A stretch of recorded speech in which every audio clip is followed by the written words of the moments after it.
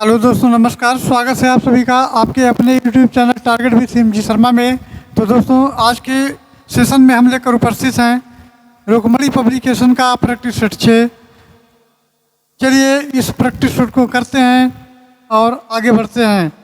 तो हमारा जो पहला क्वेश्चन है, आज का पहला क्वेश्चन देख लेते हैं। तो ये दिया गया है, यह है हड़प्पा कालीन स्थलों में अभी तक किस धातु की प्राप्ति नहीं हुई है।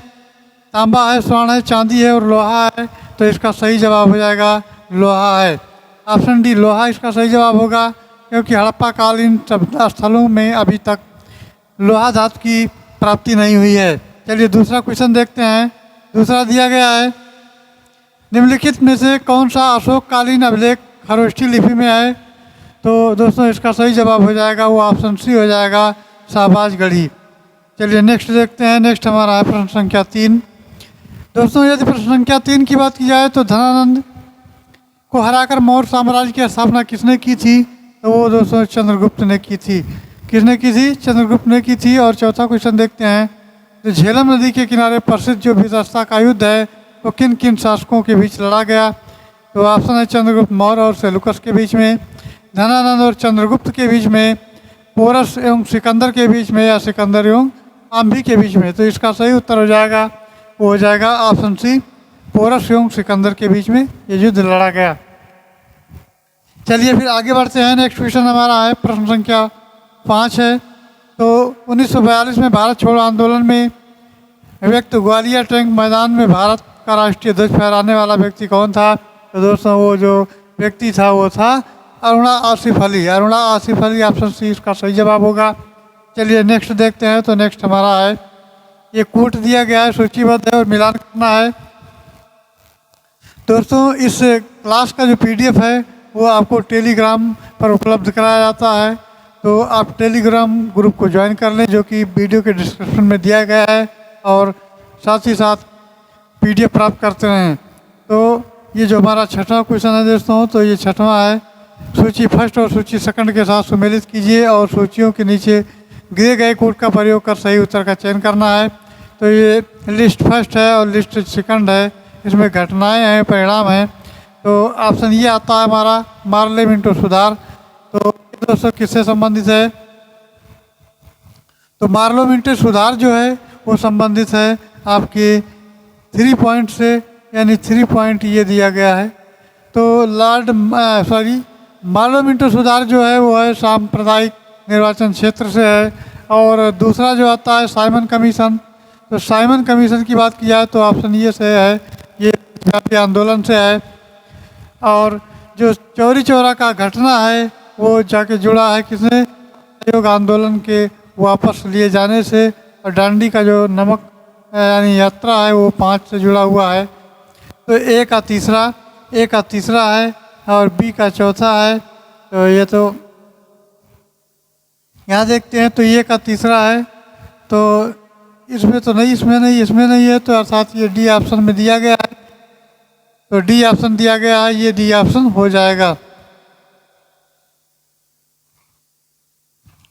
इसमें दिया गया है जो ये का तीसरा है, बी का पहला है, सी का दूसरा है और डी का 5वां है। चलिए आगे बढ़ते हैं। तो दोस्तों नेक्स्ट क्वेश्चन हमारा है 7 नंबर कहता है, वायसराय इरविन गांधी जी द्वारा प्रस्तुत 11 सूत्री मांग पत्र कोई विचार न करने की स्थिति में नमक सत्याग्रह की शुरुआत हुई थी। तो ये दोस्तों इसका सही जवाब हो जाएगा वो हो जाएगा 6 अप्रैल 1930 को हुई थी। कब हुई थी? 6 अप्रैल 1930 को हुई थी। चलिए आगे बढ़ते हैं और 8वां क्वेश्चन देखते हैं। 8वां नंबर क्वेश्चन कहता है, महात्मा गांधी ने असहयोग आंदोलन कब शुरू किया था, जो देशव्यापी पैमाने पर आयोजित पहला जन आंदोलन था। तो मार्च 1919, अगस्त 1920, जनवरी 1922 और 1923 अप्रैल। तो इसका सही जवाब हो जाएगा वो ऑप्शन बी हो जाएगा, अगस्त 1920 में जो ये शुरू किया था। चलिए आगे बढ़ते हैं और नेक्स्ट क्वेश्चन देखते हैं। नेक्स्ट हमारा है, हंटर आयोग का गठन किस लिए हुआ था। तो संवैधानिक सुधारों के लिए हुआ था, भारतीय प्रशासनिक व्यवस्था को सुदृढ़ बनाने के लिए हुआ था, या जलियांवाला बाग हत्याकांड की जांच के लिए था, या मोपाला विद्रोह की जांच के लिए था। तो इसका सही उत्तर हो जाएगा दोस्तों वो ऑप्शन सी हो जाएगा, जलियांवाला बाग हत्याकांड के लिए जांच के लिए हुआ था। चलिए नेक्स्ट देखते हैं।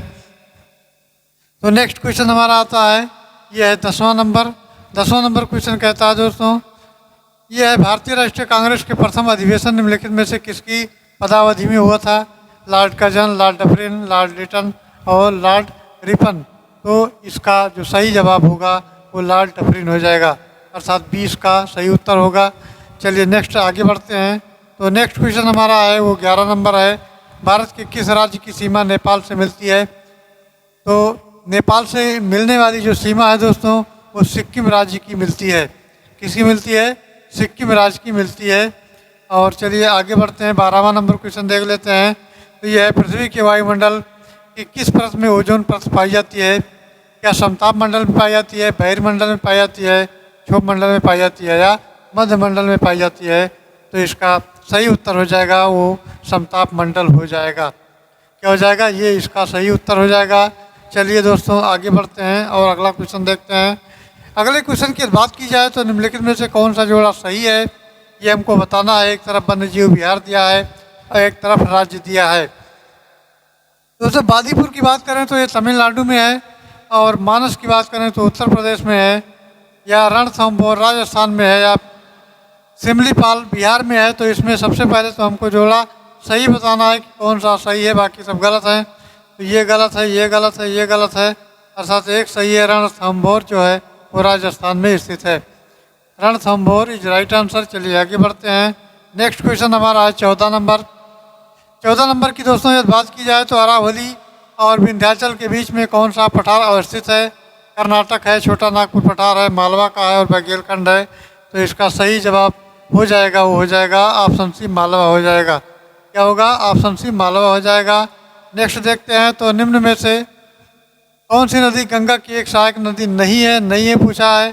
तो बेतवा नहीं है, चंबल नहीं है, भीमा नहीं है या गोमती नहीं है। तो वो नदी आती है, वो भीमा नदी है, ऐसी नदी है जो गंगा की सहायक नदी नहीं है। नेक्स्ट प्रश्न हमारा आता है वो 16वां नंबर आता है। एक मिनट, वो 16वां नंबर आता है। तो सांसद जो स्थानीय विकास निधि योजना प्रारंभ की गई है 1991, 1993, 1996 और 1998। तो मित्रों इसका सही जवाब हो जाएगा वो 1993 हो जाएगा, जो कि ऑप्शन बी में दिया है। चलिए आगे बढ़ते हैं। अगला हमारा है, दूसरी पंचवर्षीय योजना की रूपरेखा किसने तैयार की थी? तो B.N. गाडगिल ने की थी, या B.K.R.B. राव ने की थी, या P.C. महालनोबिस ने की थी, या C.N. वकील ने की थी? तो मित्रों इसका सही उत्तर हो जाएगा वो ऑप्शन सी के साथ जाएगा, P.C. महालनोबिस ने की थी। चलिए आगे बढ़ते हैं। नेक्स्ट हमारा प्रश्न है 18। राजकोषीय नीति किस अर्थशास्त्री द्वारा दिए गए आर्थिक सिद्धांत पर आधारित है? तो किस पर आधारित है ये दोस्तों? जॉन मेनार्ड कीन्स पर आधारित है, जो कि ऑप्शन बी में दिया है।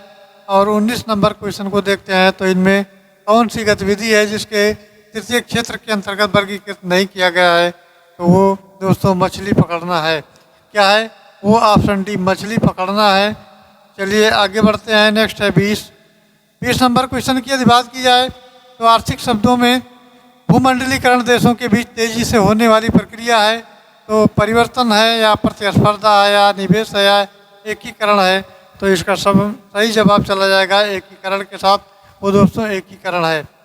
चलिए आगे बढ़ते हैं। तो नेक्स्ट क्वेश्चन हमारा है 21। निम्नलिखित में से कौन सा अधिकार 1978 में एक मौलिक अधिकार नहीं है? स्वतंत्रता का अधिकार है, समानता का अधिकार है, संपत्ति का अधिकार है, संवैधानिक उपचारों का अधिकार है?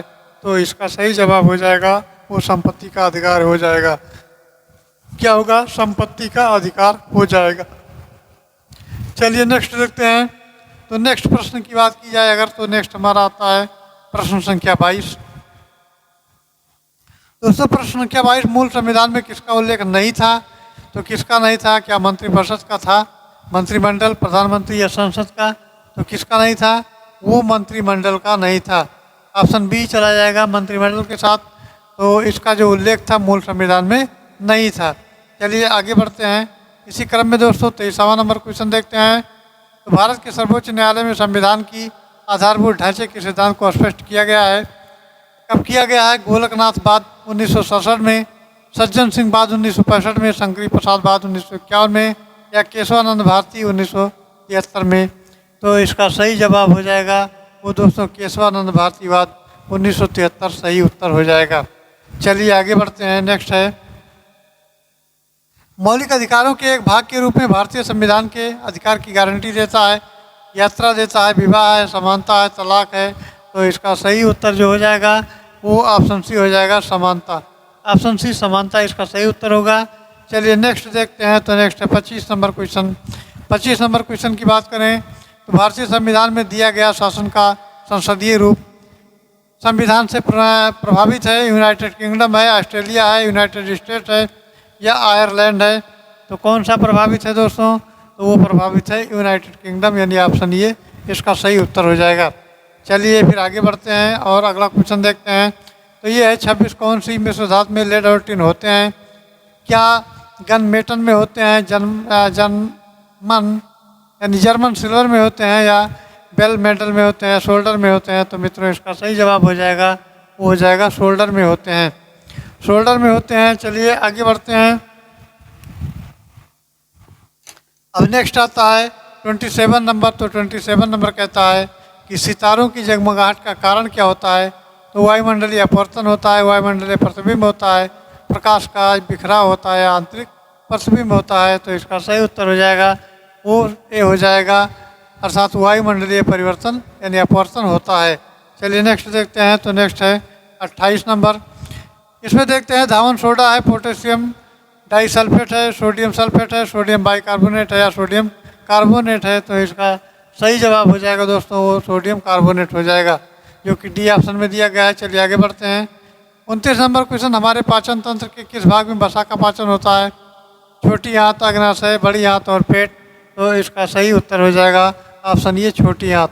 ऑप्शन ये सही उत्तर होगा, छोटी आंत। चलिए आगे बढ़ते हैं।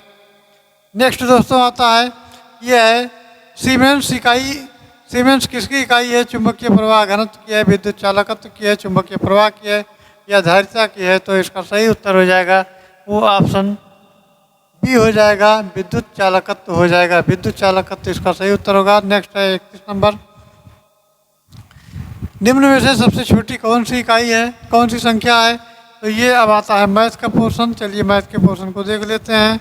तो दोस्तों इसी क्रम में अगर देखा जाए तो सबसे पहले तो इसको काट लेते हैं। तो 3 का नम 3 और 3 × 15 यानी 1/5 लिखेंगे इसको। और नेक्स्ट आता है 5 × 5 = 24, तो 1/4 लिखेंगे। उसके बाद 8 × 28 = 64, 1/8 लिखेंगे और 25 से 1/4 लिखेंगे। ओवरऑल इसका जो एलसीएम होगा 40 होगा। अब यहाँ जो आएगा बराबर करने पर जो इसके मान मिलेंगे दोस्तों, तो वो एक मिलेगा 8/40 और एक मिलेगा 10/40, एक मिलेगा 5/40 और एक बटा मिलेगा 1/40। अब इसमें बता रहा है कि कौन सा जो है इसमें कौन सा छोटा है सबसे। तो जो छोटे की बात करें तो एक जो 40 है यानी 1/40 जो है सबसे छोटा है। तो 1/40 यानी कि 25/100। 1/40 को किसे डिनोट किया गया है? 25/100 को, अर्थात ये जो है सबसे छोटा हो जाएगा, जो कि ऑप्शन डी में दिया गया है।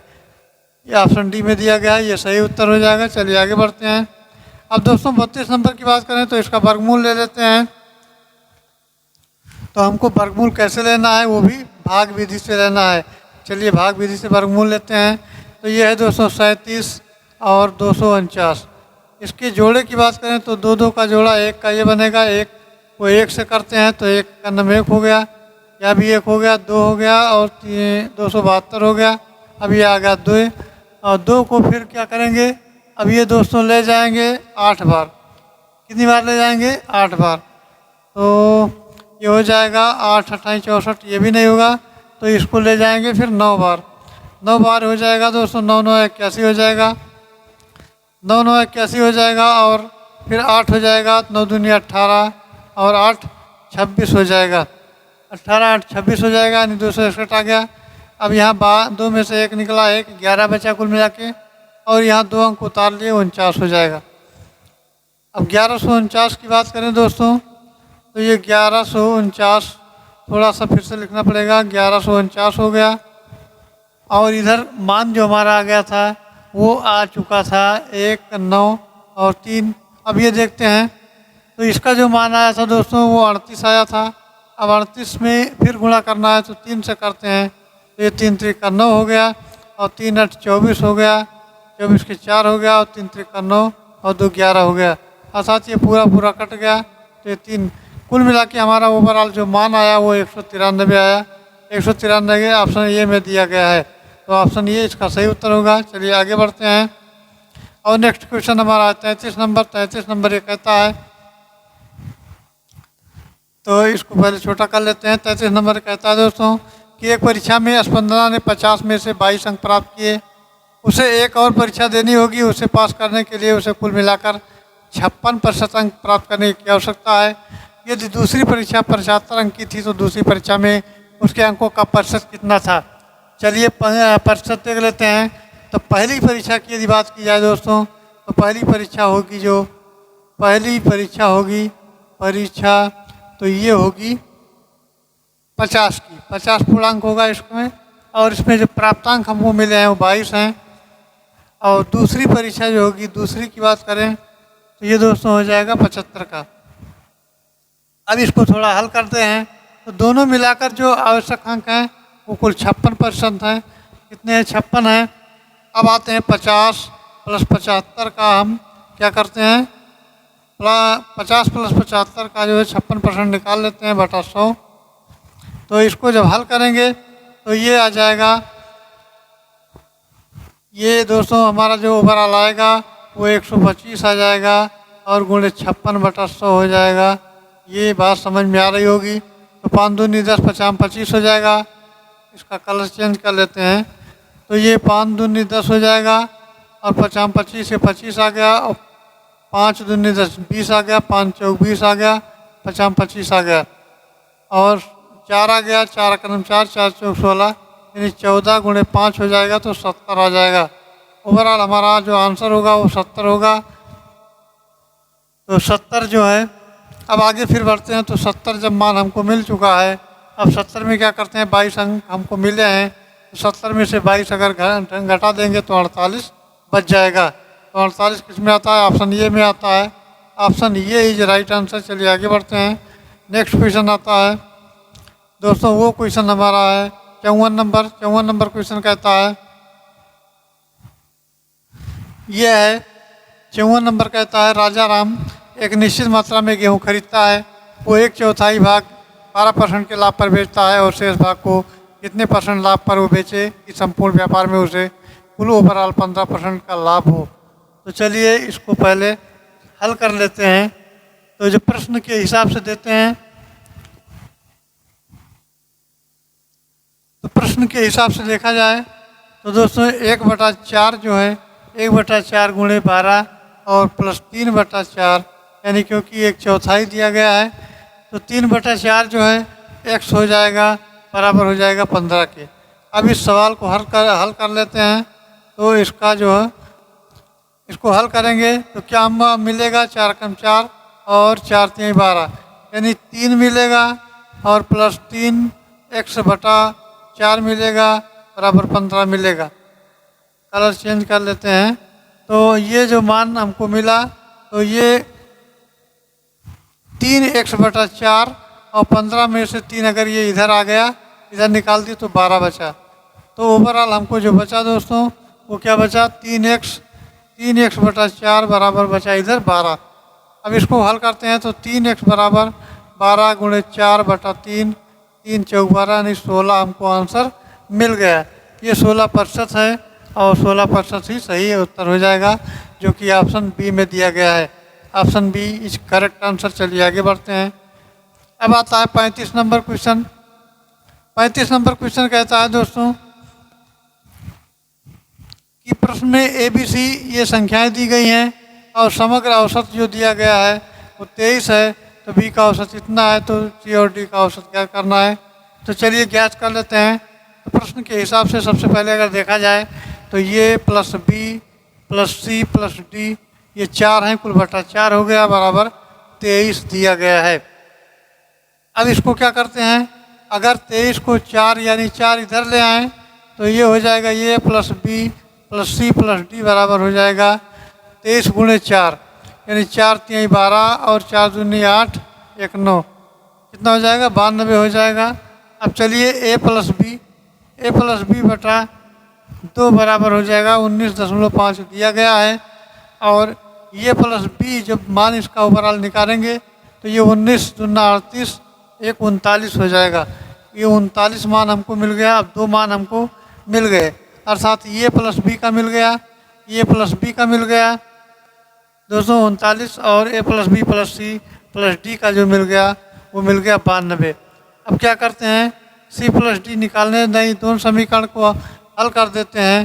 तो एक तो 92 है, अर्थात 92 में से 39 जब निकाल देंगे तो ये बचेगा 12 में से 9 गए 3, और ये 8 में से 3 गए 5, यानी कुल मिला के 53 बचेगा।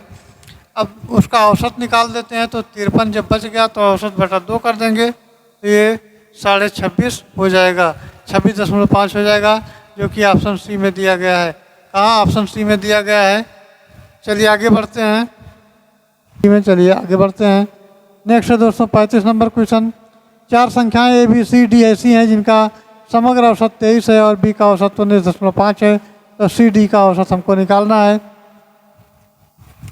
तो ऐसे सवालों में हम क्या करते हैं कि प्रश्न से देखते हैं तो ये plus B plus C plus D ले बटा 4 कर देंगे, और ये कुल मिला के 23 के बराबर हो जाएगा।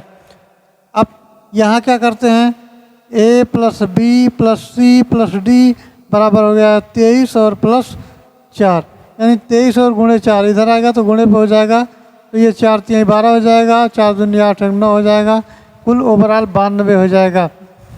92 हो जाएगा, कितना आ जाएगा? तो इसको 92 किनारे लिख लेते हैं। उसके बाद ये प्लस बी बराबर बटा 2 बराबर 19.5। अब ए प्लस बी का मान जब निकालेंगे तो 19.5 को अगर गुणा करेंगे 2 से तो कुल 39 आ जाएगा।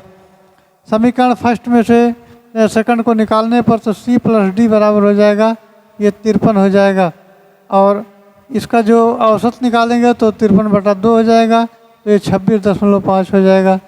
तो चलिए इसका सही जवाब दोस्तों होगा वो ऑप्शन सी होगा, 26.5, ऑप्शन सी इसका सही जवाब होगा। चलिए आगे बढ़ते हैं। तो नेक्स्ट आता है 36 नंबर क्वेश्चन। अब 36 नंबर क्वेश्चन की बात करें तो सत्याग्रह संधि विच्छेद है। सत्याग्रह में कौन सी संधि विच्छेद है दोस्तों? तो संधि विच्छेद जो दिया गया है वो आपका है सत्य धन ग्रह, सत्याग्रह, सत्य धन आग्रह, और सत्य धन आग्रह या सत्याधन आग्रह। तो इसका सही जवाब हो जाएगा वो ऑप्शन बी हो जाएगा, सत्य धन आग्रह बराबर हो जाएगा सत्याग्रह। चलिए आगे बढ़ते हैं। नेक्स्ट क्वेश्चन है श्री गणेश का विलोम क्या है? तो श्री गणेश का जो शुरुआत होता है तो इत श्री का अंत होता है, तो इत श्री इसका सही उत्तर हो जाएगा। 38 नंबर क्वेश्चन देख लेते हैं। तो यह है, नीचे दिए गए वाक्यांशों के लिए सही विकल्प का चयन कीजिए। जिस तक ना पहुंचा जा सके, तो जिस तक ना पहुंचा जा सके वो होता है आगम्य। क्या होता है? वो होता है आगम्य। चलिए आगे बढ़ते हैं। नेक्स्ट है 39 नंबर। निम्नलिखित शब्दों में से स्त्रीलिंग शब्द का चयन कीजिए। स्थापना है, स्वदेश है, अध्याय है या अपराध है? तो इसका सही उत्तर दोस्तों हो जाएगा वो स्थापना हो जाएगा, वो ऑप्शन ए स्थापना हो जाएगा। चलिए आगे बढ़ते हैं।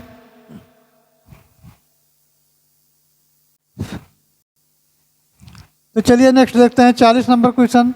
40 नंबर क्वेश्चन कहता है दोस्तों निम्नलिखित में से उस विकल्प का चयन करें जो त्रिशंकु होने मुहावरे का अर्थ व्यक्त करता है। इधर उधर अटकाना, सब जगह रहने वाला, इधर उधर होना या संकालु होना। तो इसका सही उत्तर हो जाएगा अधर में लटकना। अधर में लटकना इसका सही उत्तर होगा। चलिए आगे बढ़ते हैं। अब आता है हमारा इंग्लिश का पोर्शन। इंग्लिश के पोर्शन की यदि बात की जाए दोस्तों तो यह है human is moral change into the negative sentence. तो इसका सही जवाब आ जाएगा वो ऑप्शन बी हो जाएगा, ये ह्यूमन इज इम्पोर्टल हो जाएगा। चलिए आगे बढ़ते हैं। नेक्स्ट क्वेश्चन आता है fill in the blanks with the suitable word. तो हमको भरना है the years have passed since year. तो सिंस कम भरा जाएगा इसमें, कम ईयर। चलिए नेक्स्ट देखते हैं 43 नंबर। 43 नंबर कहता है find out the part of speech of the word fast he kept the fast for a week. तो इसका सही जवाब हो जाएगा ऑप्शन बी हो जाएगा, ये नाउन हो जाएगा। क्या हो जाएगा? नाउन हो जाएगा। अब आता है बीच में पैसेज, और ये पैसेज को पढ़ करके उत्तर को देना है। तो चलिए पैसेज को देख लेते हैं सबसे पहले। तो पैसेज में दिया गया है, ये little boy used a play in the shade of tree, यानी पेड़ की छाया है। वन डे ये boy sat leaning against his trunk. He carried up, sighed hungry. Eat my fruit, said the kind tree, and the bent down on its branches. Its little boy had his fill to the fruit in few satisfied. थोड़ा आगे बढ़ते हैं दोस्तों। तो इसमें हमको मिलता है, long years passed and the boy grew up. Once again he sat under the tree with a book and objection and house जो है होपलेसनेस हो जाएगा। चलिए आगे बढ़ते हैं, नेक्स्ट पेज पे चलते हैं। तो नेक्स्ट है हमारा, पेज कट रहा है, तो नेक्स्ट जो हमारा है वो है, what is it the tree asked my wedding day in ये hardly a week away and the have now here to live cut down my branches and build yourself a house, said the tree. The young man set to work immediately. Time passed and out to young man was the sailor, and once again he sat under the tree with a look and remorse on his face. It again asked what the maker was the placed my contain is cute, so to surprise I must own a ship, cut down my trunk and build ये ship. चलिए आगे भी पढ़ते हैं, आगे दिया गया है। तो दोस्तों आगे है, the sailor grow old but once against and turn to the tree with in the laden expression on his face. It was cold and the sailor learned on the stick trembling make a fire of and said and turn of the tree. It soon burned in the fire softly humming a tree जो है true, humming ए क्या लिखा है, humming ए twin. चलिए आगे बढ़ते हैं, तो प्रश्नों को देख लेते हैं। तो प्रश्न दिया गया है, define the friendship that his story illustrates. तो इसका सही जवाब दोस्तों हो जाएगा वो ऑप्शन बी हो जाएगा, इट वाज जो है अनसेल्फिश, इट वाज अनसेल्फिश हो जाएगा। नेक्स्ट देखते हैं, तो नेक्स्ट है 45, the main qualities of two characters in his story are.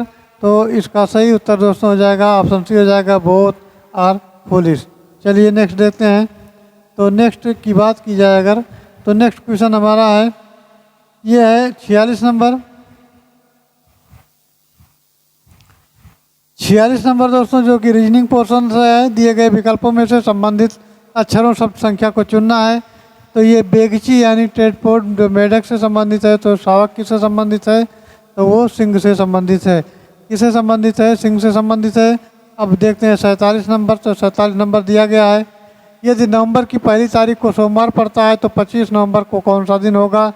तो दिन की बात की जाए दोस्तों तो वो बृहस्पतिवार हो जाएगा। क्या हो जाएगा, बृहस्पतिवार हो जाएगा। चलिए 48 नंबर क्वेश्चन देखते हैं। तो ये भी रीजनिंग का पोर्शन है।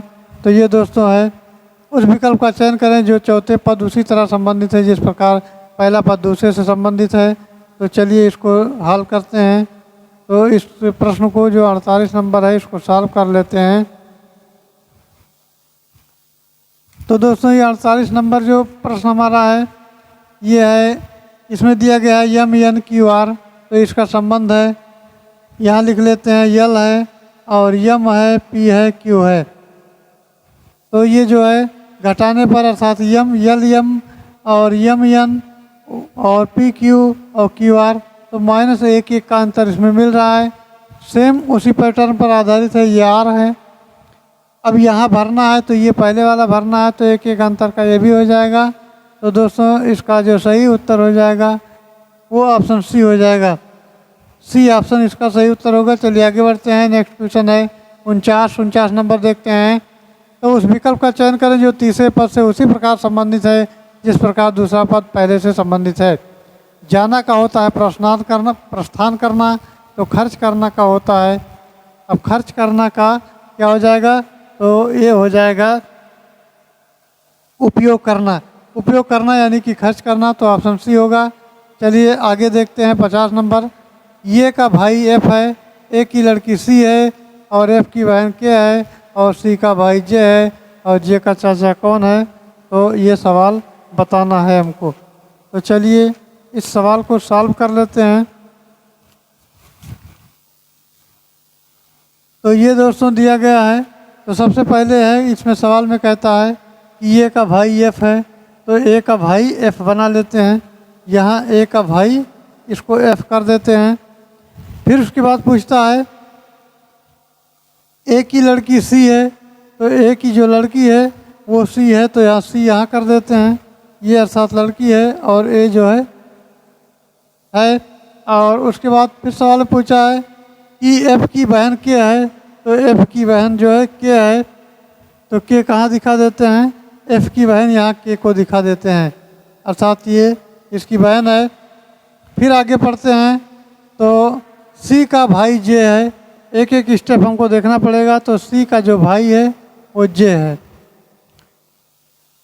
तो यहाँ सी का भाई इसको जे बना लेते हैं।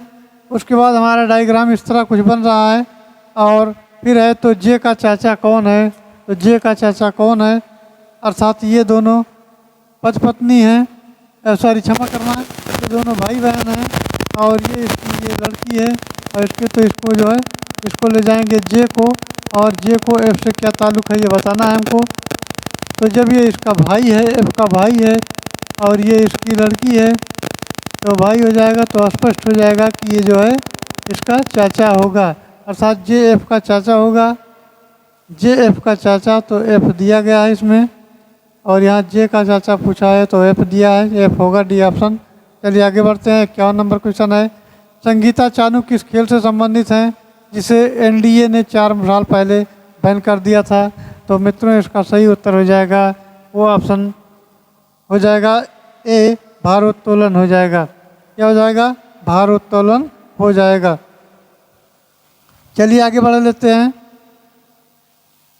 तो अगला क्वेश्चन हमारा आता है, अगला क्वेश्चन दोस्तों आता है 52 नंबर। यदि अप्रैल 2023 में किस शहर में पान, लंगड़ा आम और समनगर भांटा, बैगन और आदमचीन चावल की बुआई टैग मिला है इसको, तो कौन सा जो है स्थान है। तो यहाँ देख लेते हैं 52 नंबर क्वेश्चन की बात की जाए तो वाराणसी वो स्थान है जिसको पान, लंगड़ा आम और समनगर भांटा, बैगन, आदमचीन चावल जीआई टैग प्रदान किया है। चलिए आगे बढ़ते हैं। तो नेक्स्ट क्वेश्चन हमारा है, पहला सैन्य अभ्यास चक्रवात भारत के किस देश में सुरक्षा बल के बीच में आयोजित हुआ है। ब्रिटेन है, फ्रांस है, इटली है और मिस्र है। तो इसका सही जवाब दोस्तों हो जाएगा वो हो जाएगा ऑप्शन डी, मिस्र हो जाएगा। ऑप्शन डी मिस्र इसका सही जवाब होगा। नेक्स्ट है, विश्व आर्द्र भूमि दिवस 2023 कब मनाया जाता है। तो कब मनाया जाता है, वो 2 फरवरी को मनाया जाता है। चलिए अब 55 नंबर देखते हैं। तो 55 नंबर कहता है दोस्तों कि मई 2023 में प्रधानमंत्री नरेंद्र मोदी नवनिर्मित संसद भवन के उद्घाटन के समय लोकसभा अध्यक्ष की सीट के बगल में क्या रखेंगे। तो इसका सही जगह है वो सेंगोल जो है रखेंगे, सेंगोल रखेंगे। चलिए 56 नंबर क्वेश्चन देख लेते हैं। तो वो है, कृत्रिम पैरों की दुनिया की सबसे ऊंची पर्वत चोटी माउंट एवरेस्ट पर पहुंचने वाली दुनिया के पहले व्यक्ति कौन बने हैं। तो कौन बने हैं दोस्तों, हरिबुद्ध जो है मागर बने हैं जो नेपाल से संबंधित हैं। चलिए आगे बढ़ते हैं। 57 नंबर क्वेश्चन है, मोनाको ग्रैंड फिक्स 2023 किसने जीता है। तो क्या यह जो जीतने की श्रेणी में है तो फर्नांडो अलोंसो जीता है, जो एस्टेबन ओकान है या जॉर्ज रसेल हैं या मैक्स वेस्टरपेन हैं। तो इसका सही जवाब हो जाएगा वो ऑप्शन डी हो जाएगा, मैक्स वेस्टरपेन हो जाएगा। चलिए 58 नंबर क्वेश्चन देख लेते हैं। 58 नंबर कहता है, IIFA अवार्ड 2023 में सर्वप्रथम फिल्म किसे घोषित किया गया है। तो कौन सी फिल्म है। तो फिल्म की बात करें दोस्तों तो विक्रम वेधा है, विक्रम वेधा इसका सही उत्तर हो जाएगा। 59 नंबर देख लेते हैं।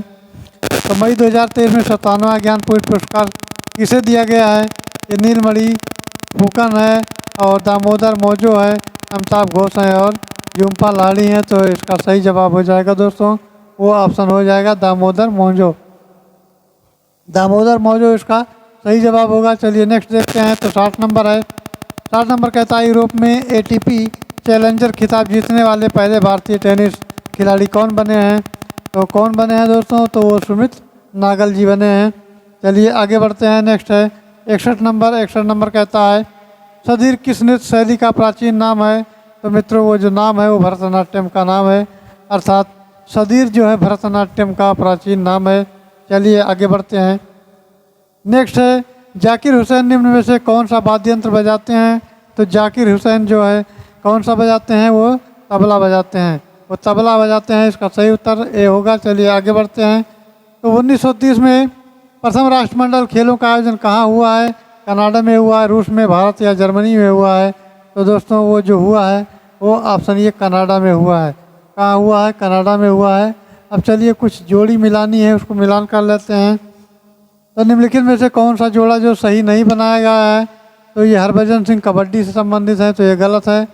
साइना नेहवाल बैडमिंटन से हैं और ज्वाला गट्टा बैडमिंटन से हैं और विराट कोहली क्रिकेट से हैं।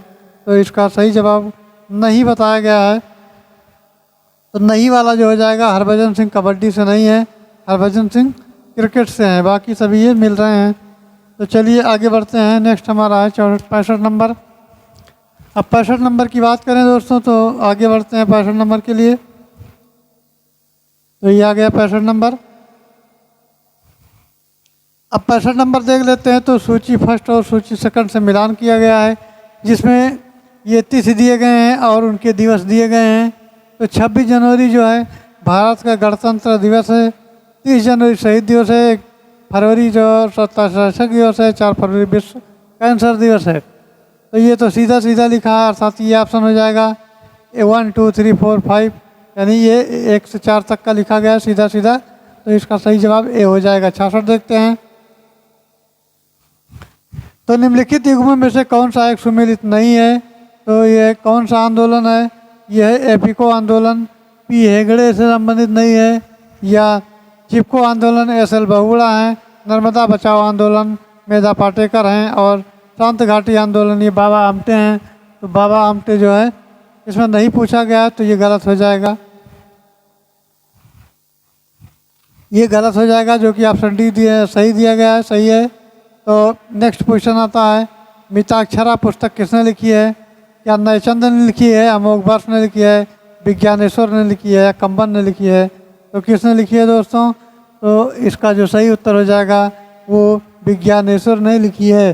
चलिए आगे बढ़ते हैं। नेक्स्ट है ये नेक्स्ट है सार्टियागो राजधानी है फिजी की, इथोपिया की, आर्मेनिया की, या चिली की? तो चिली की साथ कौन सा हमारा सही जवाब होगा? तो दोस्तों चिली राइट आंसर हो जाएगा। अब थोड़ा आगे बढ़ते हैं। 69 नंबर क्वेश्चन देखते हैं। तो ये है थॉमस कप किस खेल से जुड़ा हुआ है? टेनिस है, बैडमिंटन है, टेबल टेनिस और हॉकी है? तो ये बैडमिंटन से जुड़ा हुआ है।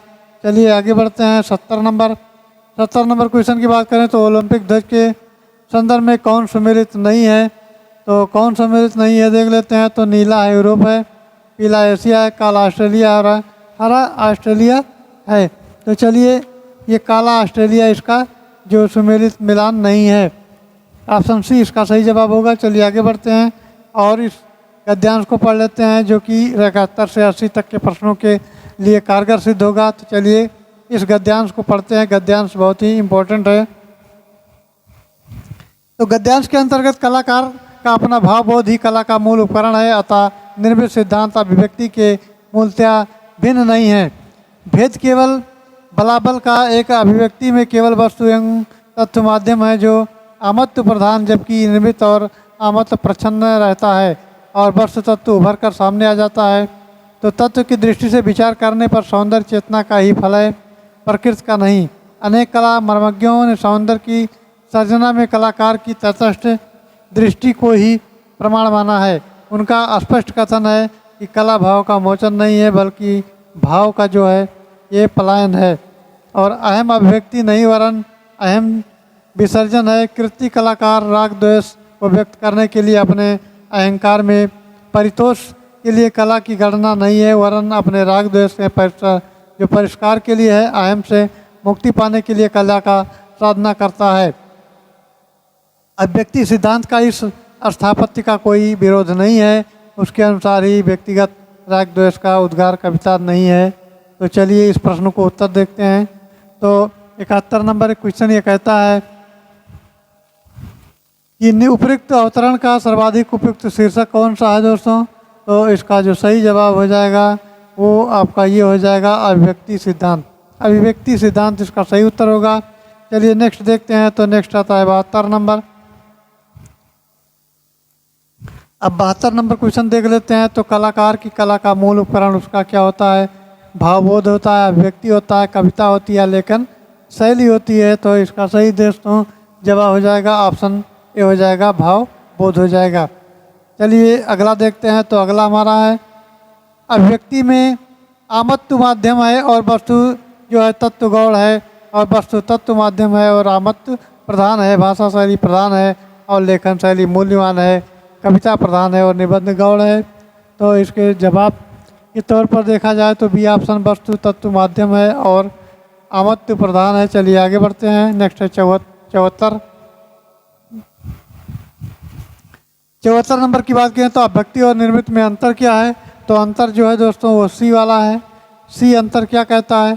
तो ये कहता है अभिव्यक्ति में आत्मभाव प्रधान रहता है और वस्तु तत्व में योग्य होता है, जबकि निर्मित या आत्म तत्व प्रच्छन्न रहता है और वस्तु का प्रधान होता है। तो सी इसका सही जवाब हो जाएगा। सी इसका सही जवाब होगा। चलिए आगे बढ़ते हैं। 75 नंबर देखते हैं।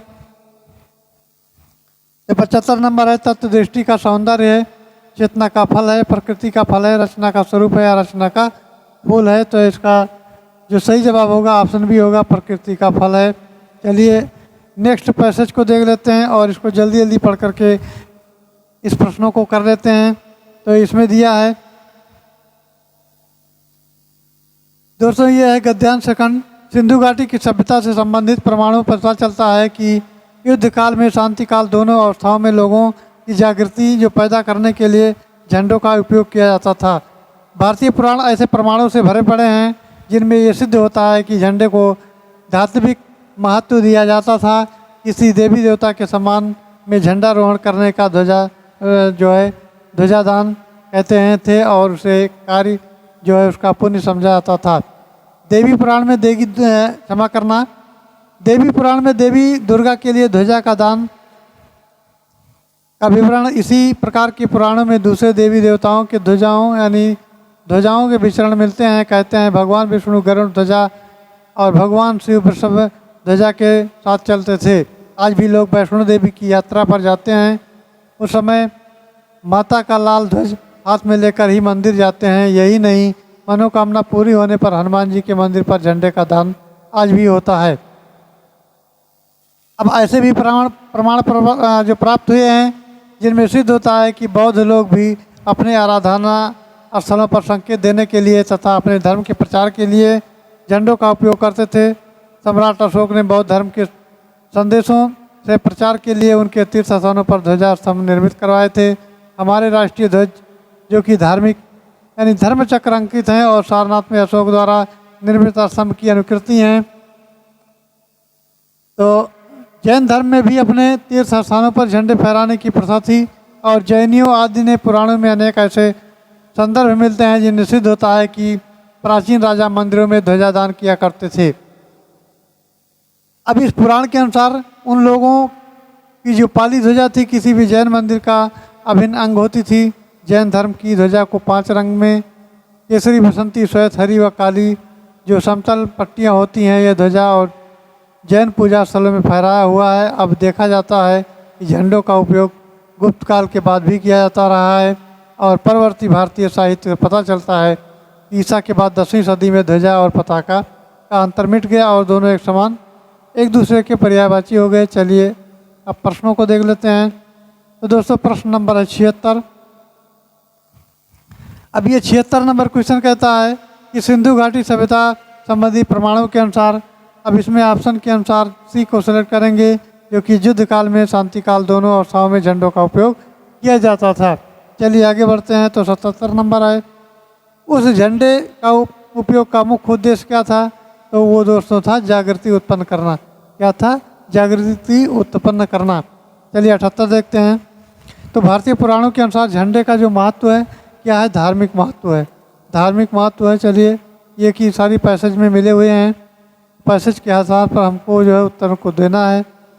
अब आ जाते हैं 79 में, ये धार्मिक महत्व हो ही गया। तो अब आ जाते हैं दोस्तों 79 में, तो ध्वजादान करते हैं, कहते हैं पुरोहितों को झंडे का पैसा देना, पुरोहितों को झंडे देना, देवी देवताओं के सम्मान में ध्वजारोहण करना और साधु सन्यासियों को नया झंडा और वस्त्र देना। चलिए तो इसका जो उत्तर हो जाएगा वो ऑप्शन सी हो जाएगा, देवी देवताओं के सम्मान में ध्वजारोहण करना हो जाएगा। चलिए अब आता है हमारा 80 नंबर क्वेश्चन। बौद्ध लोग झंडे का उपयोग करते थे शांति के लिए, निर्माण प्राप्ति के लिए, ज्ञान प्राप्ति के लिए या अपने आराधना स्थलों में संकेत देने और धर्म प्रचार के लिए। तो दोस्तों इसका सही उत्तर हो जाएगा वो ऑप्शन डी हो जाएगा, जो कि ऑप्शन डी में दिया गया है, आराधना स्थलों पर संकेत देने, धर्म प्रचार के लिए, ये सही जवाब हो जाएगा।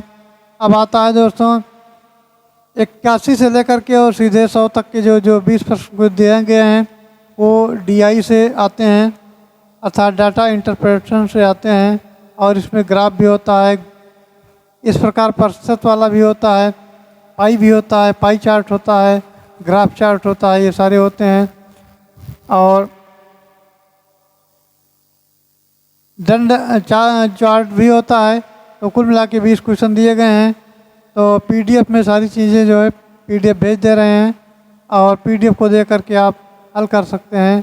तो आई होप जानकारी अच्छी लगी होगी। जानकारी अच्छी लगी हो तो चैनल को लाइक करें, सब्सक्राइब करें और शेयर करें। तो साथ ही साथ टेलीग्राम ग्रुप में लिंक दिया गया है, वहाँ से ज्वाइन कर लें और टेलीग्राम ग्रुप पर ज्वाइन हो जाएं और निःशुल्क PDF प्राप्त करते रहें।